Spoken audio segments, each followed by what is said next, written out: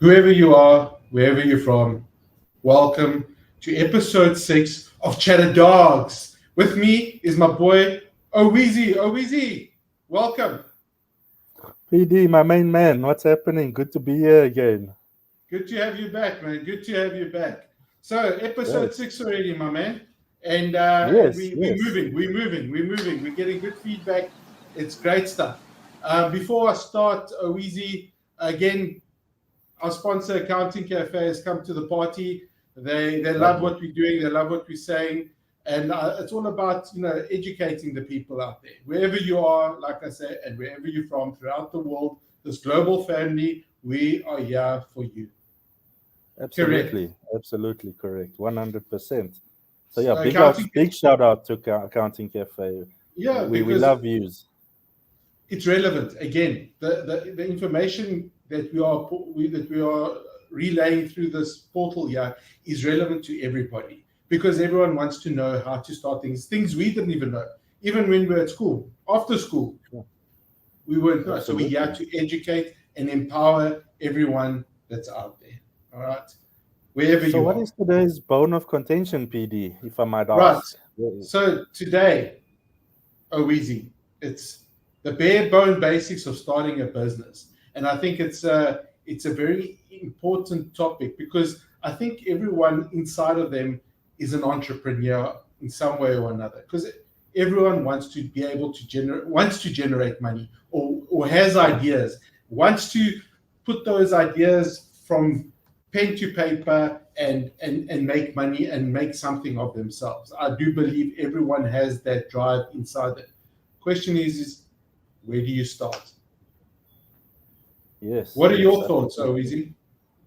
well, I think one needs to first, first have that idea and that drive within them to say, listen, this is my idea that I'm planning to take to the market, and what sort of vehicle do I do that in? And then when I mean vehicle, I mean what sort of legal entity or in my personal name would be the best.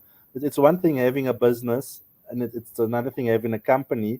But if I think you could maybe just break it down for us, PD, can a company exist with a business, or can the business exist without the company? Do I start the business first?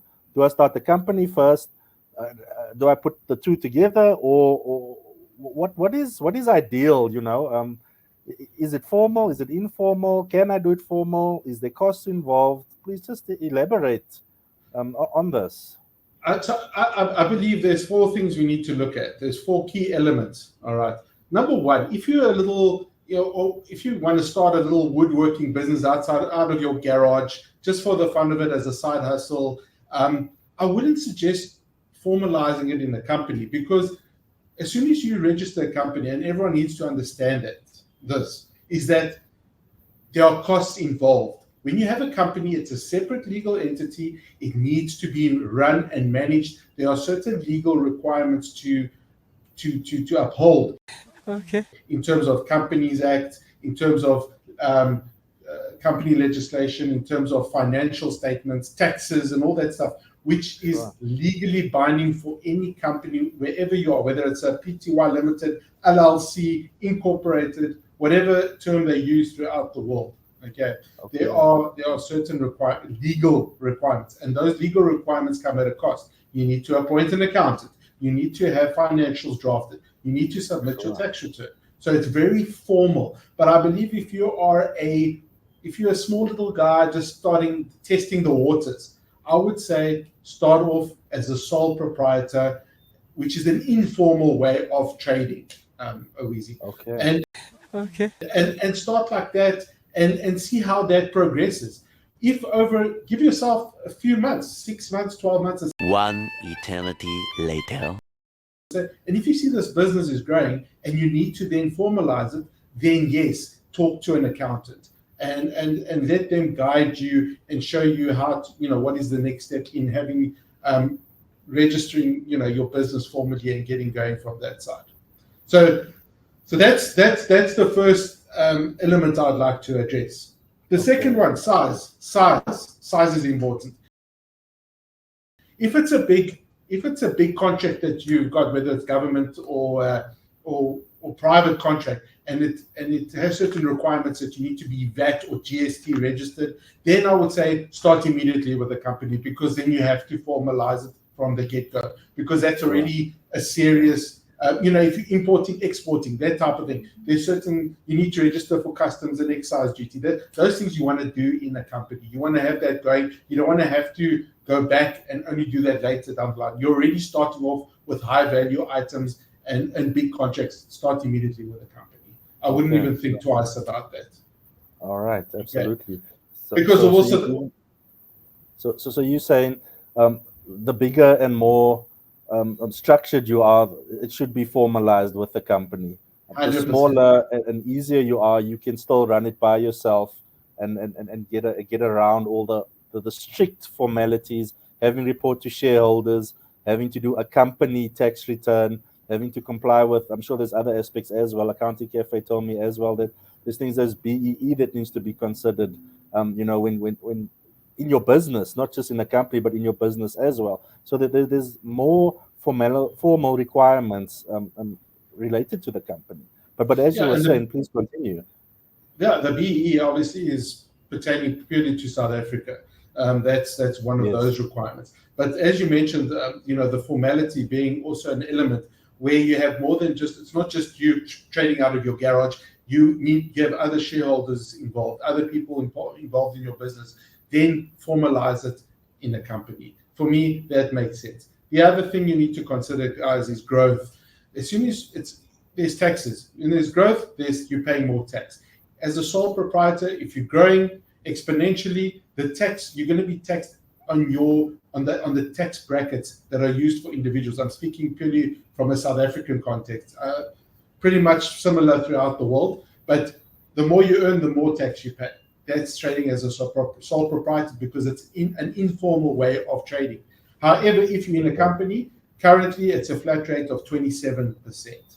All right. So know that whatever tax you're paying on your profit, your bottom line, it's 27%. Whereas you could be earning over R1 million and I'm speaking again in South African terms, R1 million, you're going to be hitting 35-45% tax brackets. And that you don't want to be there.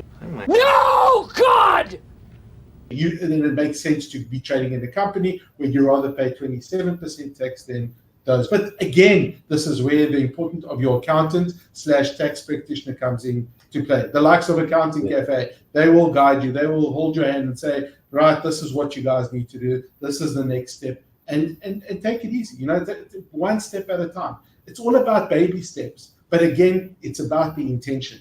If you're going big from the start off, then yes, formalize a company. But if it's just a side hustle, you're trying a few things, you're not sure where this is going, you don't know how sure this is, there's no contracts, no other parties involved, do a sole proprietor and see how that goes. Okay. So that's where I believe one should be looking at OEZ. And it's very important, I think, from the get-go to understanding how you're formalizing the way you're going to be trading, either through a sole prop or through a business. Okay. I think another thing that they made, which was, a sort of comfort when trading through a company, is the company sort of protects you from personal liability. If you get sued or there's a court case against you, it's against the company. It's not actually against the shareholder unless you sign personal surety. I know there are ways that people are looking to clamp down on that to try and get to the actual owner of the company. But at least the company does offer some sort of protection to an extent that you got to get through the company first before you can get to it. Whereas if you're with a sole proprietor, you're liable for everything. It's your personal ID number out there. You got to answer. You're liable. You got to give answers and take you got to face the music as it comes, whether you're good, bad, or ugly. 100%. So there's definitely value in a company. However, Owizi, I need to stop you there. You need to understand one thing. Yes, you are separate from the company, but as a director / shareholder of that company, you can be held personally liable. No, God! No, God, please, no! For any negligence or malicious action taken as a director in that fiduciary position for that company. All right. So this is something I asked Accounting Cafe, and a lot of people think they can just hide behind a company. No, you cannot, because now directors and shareholders are held accountable for any negligence and malicious trading in the business. They can be held personally accountable, and they can go for them in their personal capacities. And this is what people need to be really cognizant of. You cannot, yeah, exactly. You cannot hide behind the smoke mirror of a company and think, oh no, they can't touch me. They can, and things are getting stricter. Well, it looks like that law's been passed to avoid that, you know, to take the badness out of it for people that are looking to trade fraudulently, to you know, try and do the taxman in the guise of a company, you know. So I can see where those laws come in to listen. If you're going to willfully and recklessly trade and deliberately trade, I think they call it when you're technically insolvent and you still go and try and make more debt, as an example. You know that you can't pay the debt, but you're going to try and take on more debt as you can because you want to be deliberately reckless. And I think that's what you're getting at is then, yes, by all means, throw the book at the owner. Oh, Reggie. Here you go. That is definitely, what do we call it? Fraud. If you know that you cannot pay for something, but you still pursue the purchase, it's basically fraud.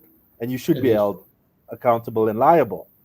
Absolutely. Absolutely. And that is basically why that law has been brought in, to protect the company and obviously everyone else, you know, that's not directly involved in that malicious behavior. So yeah, I think it's very interesting, but one should actually take time and understand. Write it down, make notes. What is it that I want to do? Where do I see myself? That's why people talk, oh, you must do a budget, you must do a forecast. Yes, you must. Understand, is this just something that you're going to be doing for the fun of things? And yes, sometimes side hustles become, you know, people's full-time livelihood, which is great. But understand what you need from the get-go, because you don't want to start something and then realize, oh, I have to spend more money because I need to now re-register this and create further unnecessary admin for yourself. Okay.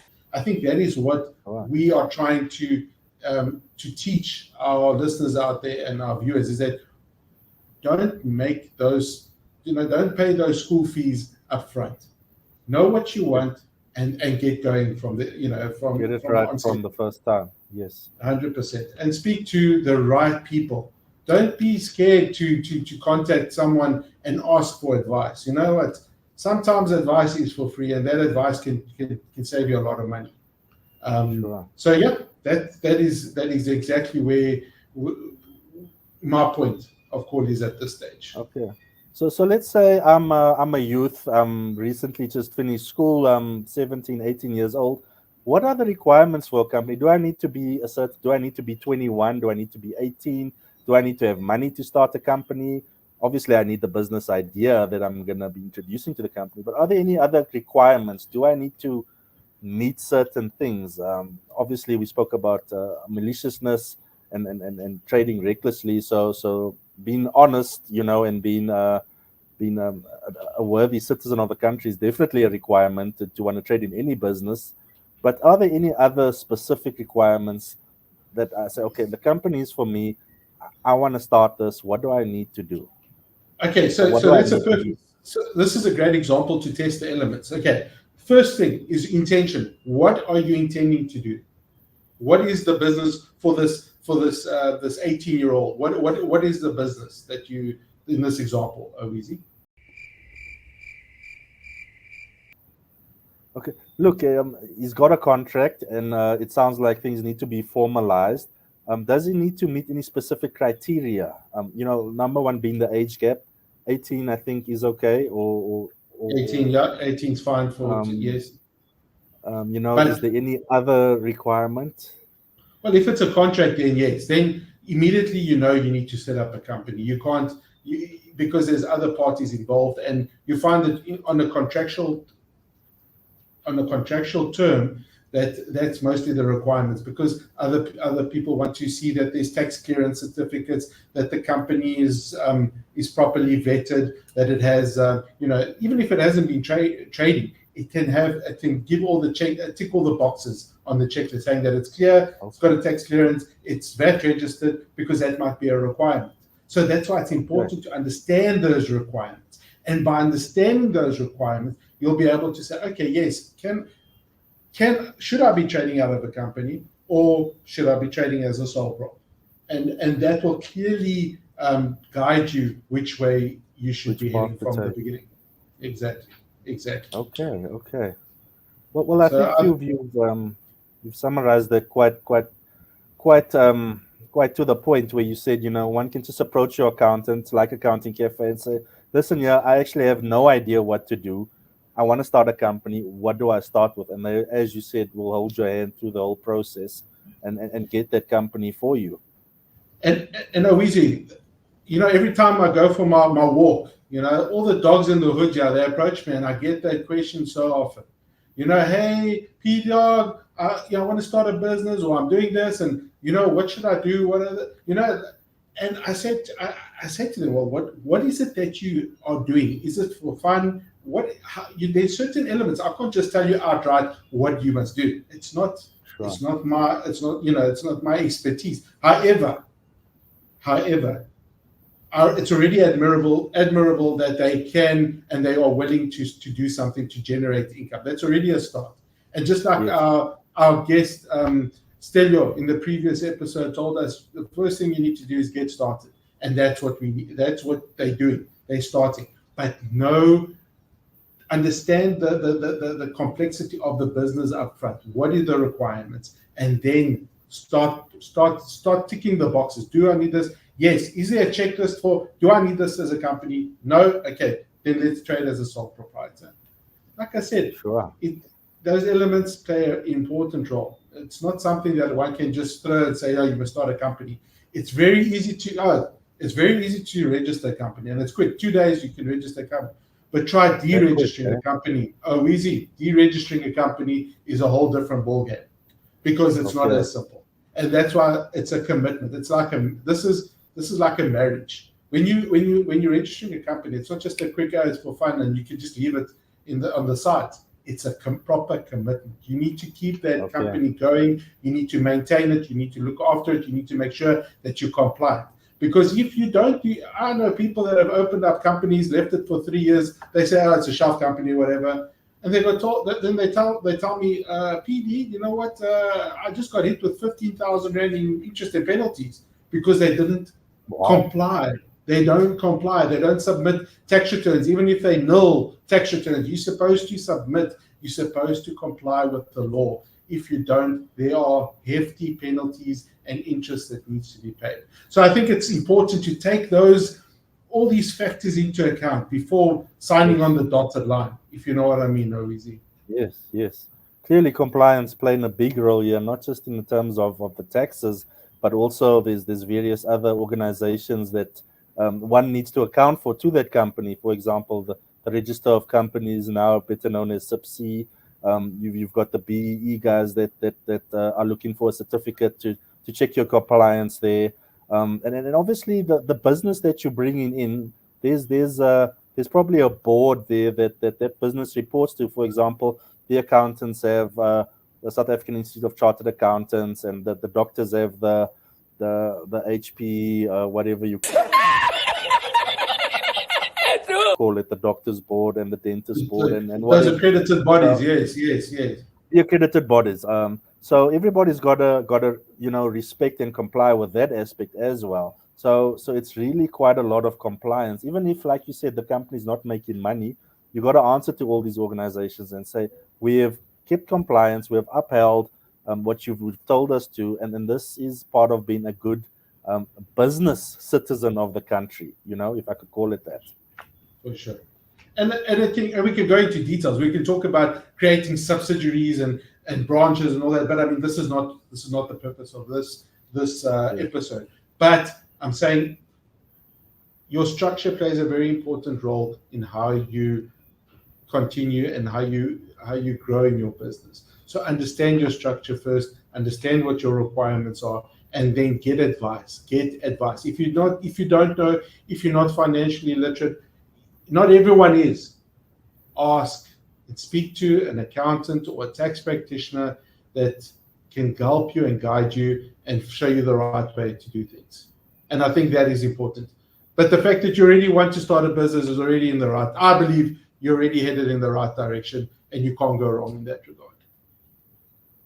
Absolutely. I would say that whatever business you start in, stick with that business and become more proficient at that business. Forget about trying to be an accountant. Forget about trying to know how to start. You don't need to know any of that, right? There's professionals out there that specialize in this that will help and guide you. You stick to your business. You make as much money as you can from that business, and make the money that you can. Don't try and get a doctor to fix a car. Don't try and get a plumber to fix the electrics. Stick with what you know and do the best that you can, and leave these things like to people like Accounting Cafe, tax practitioners, auditors. They are well supervised by their respective bodies that they answer to, and they are qualified to give this advice Exactly. and lead you Exactly. down the right path. 100%. Oh, easy. Spoken like a true champ, as always. Well, Thank you. We get the best advice from the best people. So what can I say? All credit to them. Big shout out to them. We love them. So thank you. Thank you. Oh, easy. We'll catch you in the next episode. Keep it real. And For shizzle, my global, nizzle. to my global viewers, we love you all. Peace. Cheers. P-Dog and O Weezy saying go well and take it easy. Cheers. 3, 2, 1.